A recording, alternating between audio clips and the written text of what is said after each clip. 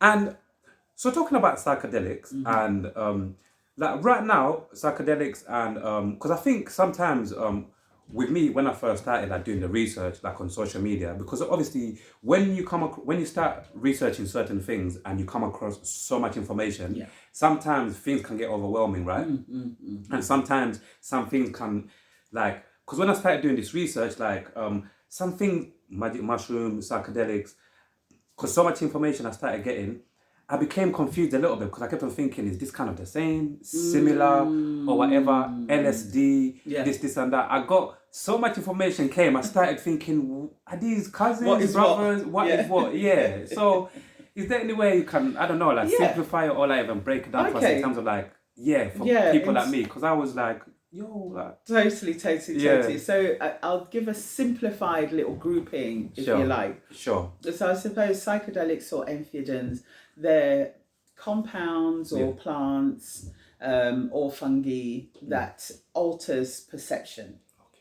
So these are all things that alter perception. What we've what we've managed to find out through sort of shaman or medicine people, and then also through science, is that there's these groups of compounds, plants, fungi that not just alter your perception like anyhow, they don't just do it anyhow, they seem to alter your perception in a way that makes you happier. So, and also not happier, just stupid going around laughing, yeah, but but within internally. exactly, like they help you find an equilibrium. So this is how this is how it's been.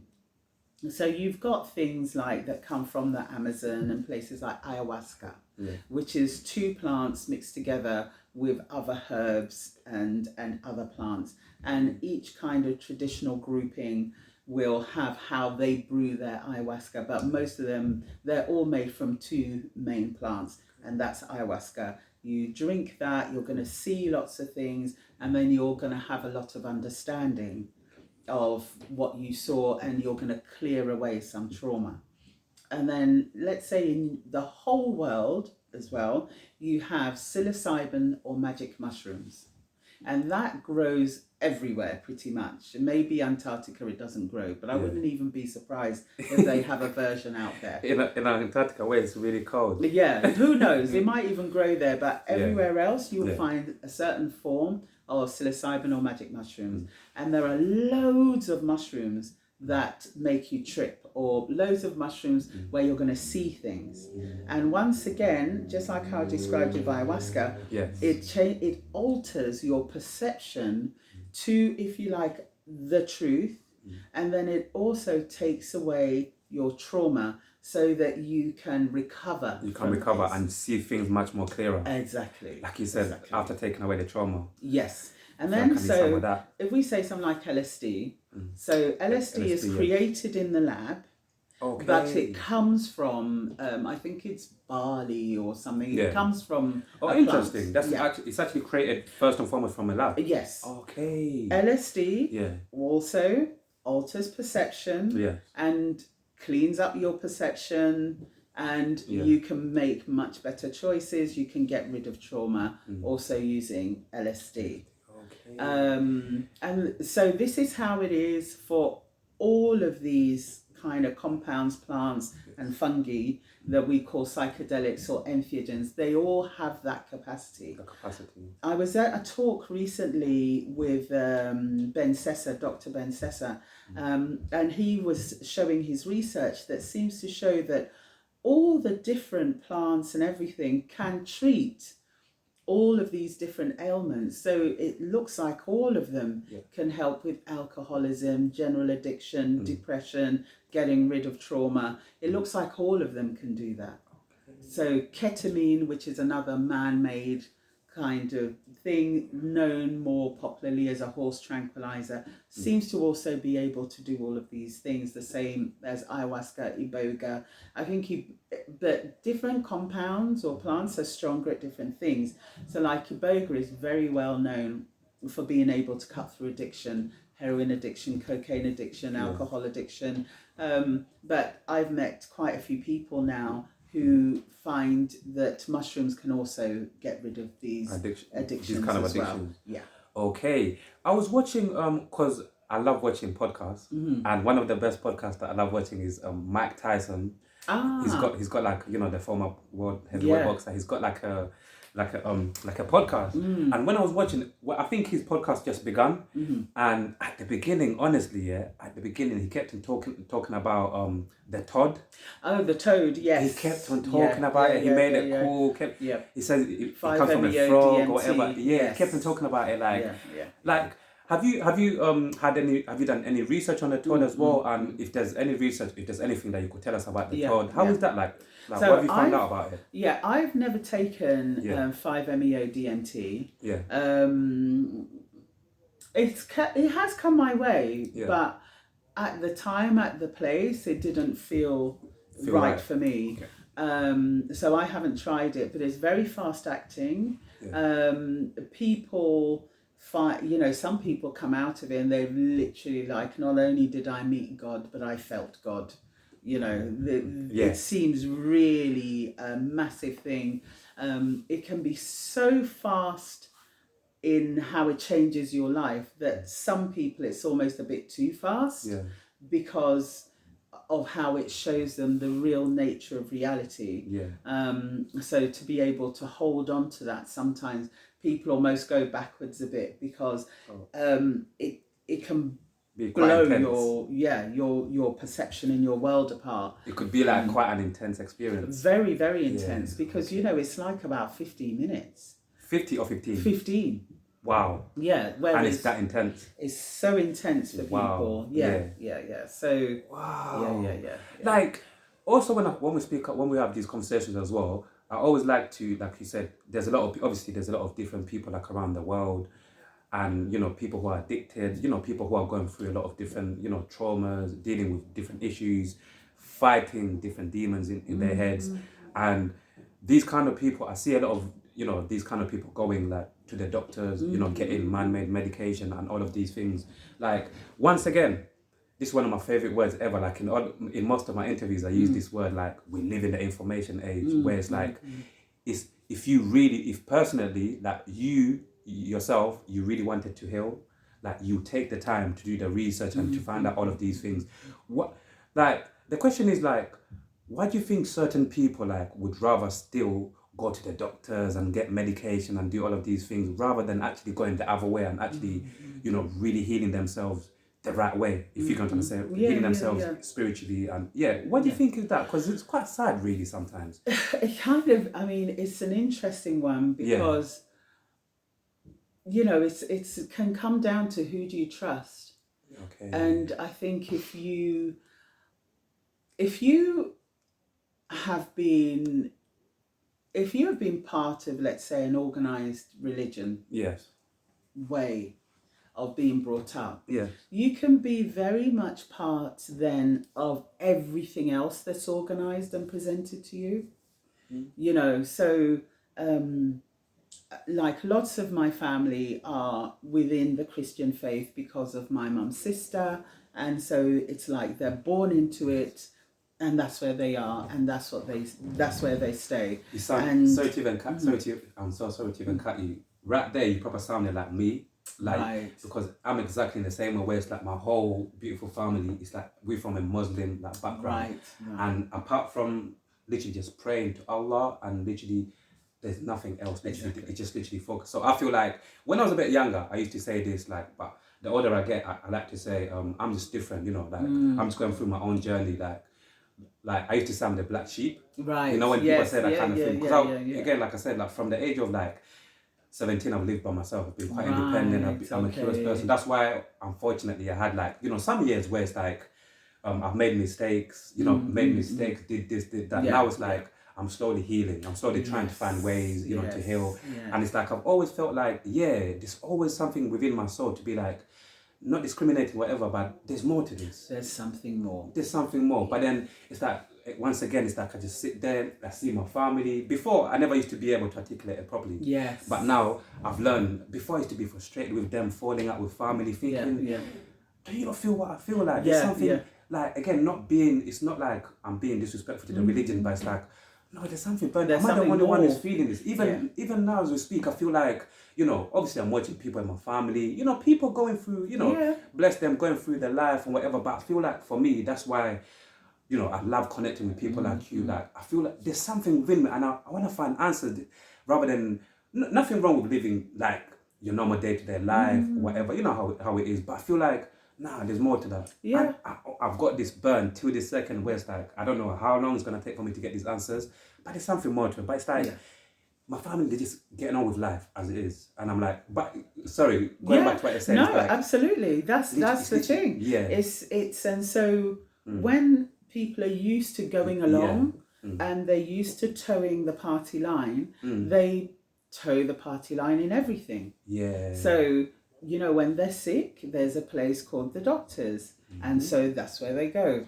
And until the doctor says something, it doesn't matter if what the doctor gives them isn't working, because they're towing the party line. And so it happens the same thing. And it's really, really hard. It's really, I mean, my mum is gravely ill at the moment, but for years, thank you. For years, she was on high blood pressure meds. And I kept on telling her, Mother, you're not sick. High blood pressure is not a sickness. High blood pressure means, look at your spine, you might have spinal damage. Look at your kidneys, you might have kidney damage. Look at your heart, there might be a problem with your heart. Look at your brain, there could be a problem with your brain. High blood pressure signals that there could be a problem in one of these 4 places. That's all it is. It's a signal. But all these years, my mum never listened. She stayed on the high blood pressure meds, which actually then end up affecting your kidneys. And, she never stopped. She's only just stopped because now with her illness, actually now her blood pressure is too low. So then she can't have the high blood pressure meds anymore. But it never mattered. For like 20 years. It never mattered. The doctor says I have high blood pressure. He tied an elastic band around my arm and he read something. And even though I would say to her, okay, when you go to do your blood pressure, just breathe for 5 minutes before. Like, do the blood pressure when you get in, breathe for 5 minutes, do it again, and see the difference. Like, you do not have high blood pressure. She would do it, but she would still take the medication. Oh, wow. So, I was saying to my son just today, I was saying, sometimes what we have to understand is whatever it is that we're doing and we think it's important to spread the message, it's important that we realize we are just a signpost. Just like any signpost you see outside, that's all we are, saying this direction. If we start to think we're the destination in terms of we need to see people change, then that's when we go mad. Okay. Because then we get too preoccupied in people changing, and then our ego gets involved because we want to be right and all of this stuff. And so we have to forget about changing anyone. Just be the signpost. Do whatever it is to heal yourself. And also if it's to talk, like you and I, we part of our mission is to talk and communicate. That's all we should do. Talk and communicate. Communicate. Not get invested in anybody listening. Okay. At all. Not get invested in that. Just do the talking. Because, for us with our mother, it may not be this lifetime that she hears what all of us, her children, have been saying about her medication and stuff. We don't know the reason why she needed to go through the pain. The pain that she's going through. I'm not gonna even say something I've never really said before, but again, me proper like listening to you, it's just like some memories are coming back. Basically, one of the things that put me off like really for good, like man-made medication, was like my favorite uncle passed away because when he was ill, he had a stroke. So we came to this country together, me and my uncle. I was looking after him as well, doing all of these things. But I was young, and the older I'm growing up, I'm seeing once again. I used to give him the medication, all of E45, whatever. Like he had some skin condition as well. But I ended up feeling guilty though, because I ended up feeling guilty. Like like, how come I keep on feeding like my uncle all of this medication and it's like he's not getting any better? But so when he passed away, what I've never said before, I went through like a phase where I felt guilty that I couldn't really save him when I was giving him all of this medication, if that makes sense. And it's like, that's why even when I went through like my own stuff, I said to myself, like, I'm never going to take man-made medication. I don't care how long it's going to take.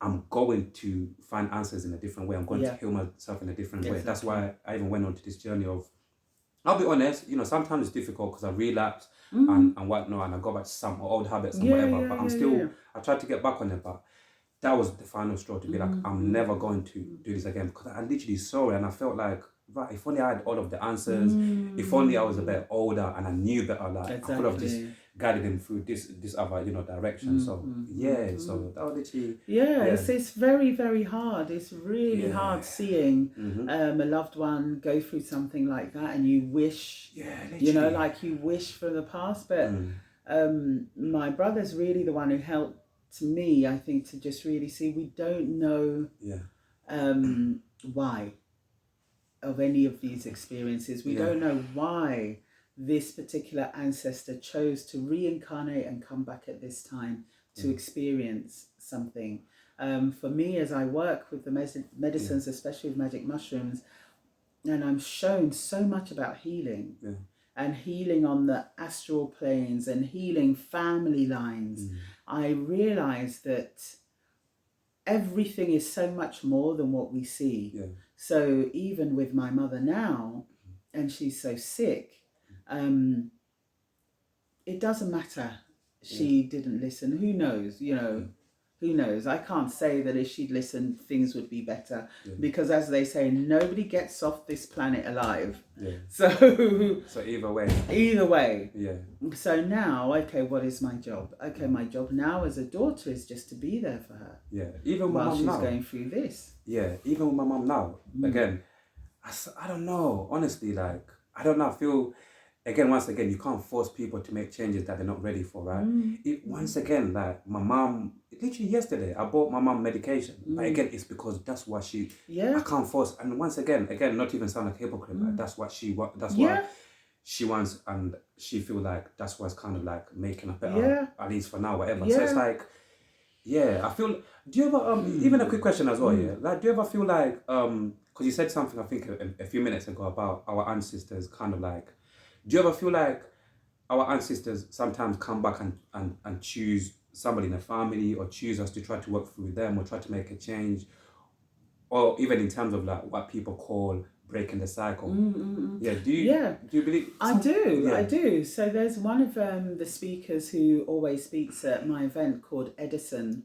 And he has an organisation called Ancestral Essence, and they put on events and talks and education, and they teach people how to get in touch with their ancestors, actually see who your ancestral council is, who were the ancestors who you were a part of, who you accepted a mission to come back in this lifetime to do that.